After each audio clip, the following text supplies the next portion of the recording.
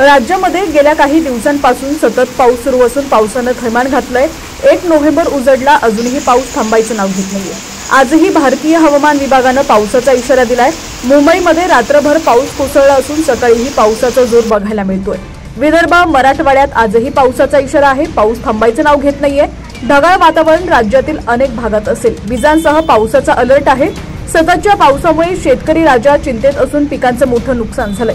दिवाळीनंतरही राज्यात पाऊस सुरूच आहे। मोठा चक्रीवादळाचा प्रभाव अजूनही असून त्यामुळे कमी दाबाचा पट्टा निर्माण झालाय।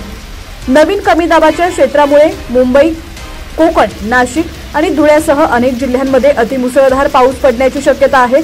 भारतीय हवामान विभागाने येलो अलर्ट आणि हाय अलर्ट जारी केलाय। भारतीय हवामान विभागाच्या अंदाजानुसार मुंबईमध्ये पुढील 24 तासांसाठी हलका ते मुसळधार पावसाची शक्यता आहे। सकाळपासूनच पाऊस सुरू असल्याने ढगाळ वातावरणही बघायला मिळतंय। पुढील 1 ते 2 दिवस राज्यात मुसळधार पाऊस सुरू राहील।